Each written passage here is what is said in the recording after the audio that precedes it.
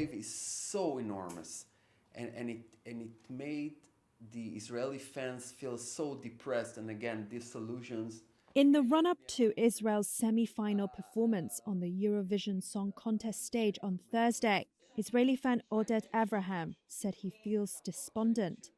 Protests and boycotts are planned over the Israeli military campaign in Gaza, triggered by Hamas' October 7th attack on Israel.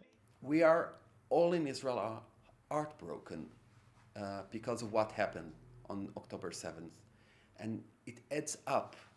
We thought we are going for this escapistic, bubble, fun, campic, colorful, and then it bursts in our face. Another thing bursts in our face. So it's disappointing. Large pro-Palestinian protests are planned in Malmö, Sweden, where the song contest is hosted.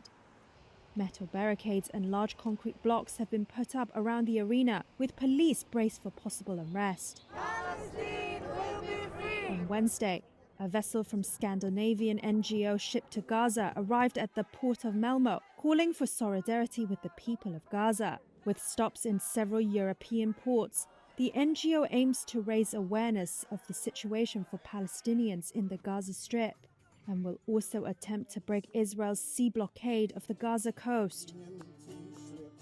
The European Broadcasting Union, EBU, which organizes Eurovision, has resisted calls for Israel to be excluded, but it has asked Israel to modify the lyrics of its original song October Rain, which appeared to reference the Hamas attack. I have mixed feelings. It feels like it's hypocrisy that Russia was excluded and that Israel is included. While pro-Palestinian demonstrators like Leah Ali protest against what they call double standards, pointing to the EBU's decision to ban Russia after it invaded Ukraine in 2022. Israeli Eurovision fan Yoel Talaman says the two should not be compared. The world perceives it as like Russia attacked Ukraine, so now we're boycotting them, and Israel attacked Gaza, so it's fair to boycott them as well. But the situation is more nuanced and it's more complex because, like, we were attacked first, we were protecting ourselves. Some 100,000 visitors have gathered in the host city. The show is watched by some 200 million people worldwide.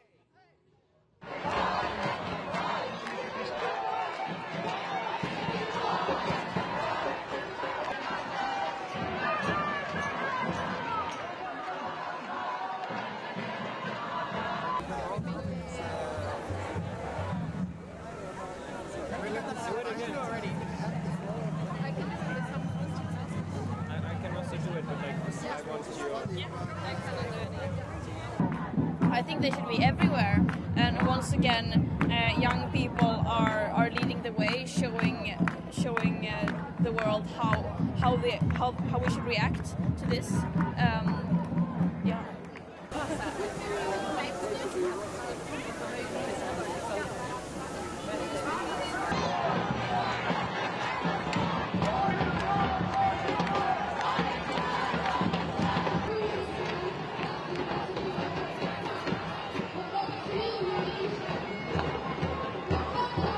يا بحرية هنا هنا يا حرية هنا هنا يا حرية هنا هنا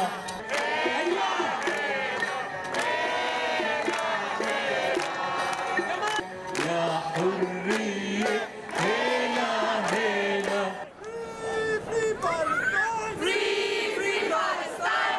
Well, I do like Eurovision. My children are listening to Eurovision and they are living in ignorance and happy about Eurovision. And I would like it to be so that the music will unite people. And we all love music, but this year music is dividing people and I don't like that. Putting on a show like Eurovision is just feels wrong when these things are happening. So I'm showing my support for Palestine and hope that the countries and the leading people of the countries will react in some way. That's my hope. Vad jag gör här, jag kämpar för rättvisa emot förtryckta människor och jag själv är palestinier från Gaza, har förlorat släktingar och familj i Gaza. Jag har förlorat ju mer än 23 personer av min familj. Har jag också förlorat min pappa, han blev mördad för några år sedan i kriget, och även har jag förlorat min bror nu. Och jag är här för att kämpa för folk som är förtryckta av en ockupation. Som inte får tillgång till sin frihet och rättighet. Det är därför vi måste alla kämpa och gå ut på gatan tills ockupationen är slut och alla har rätt till fred.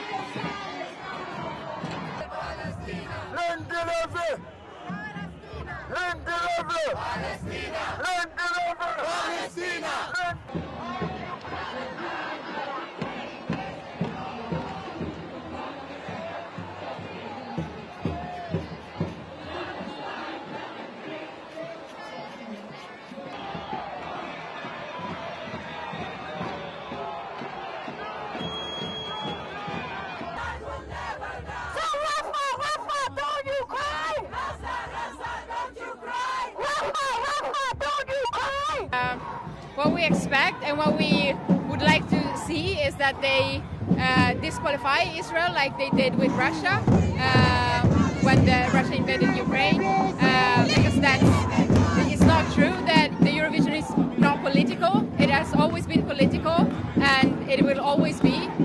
So it's just a false excuse.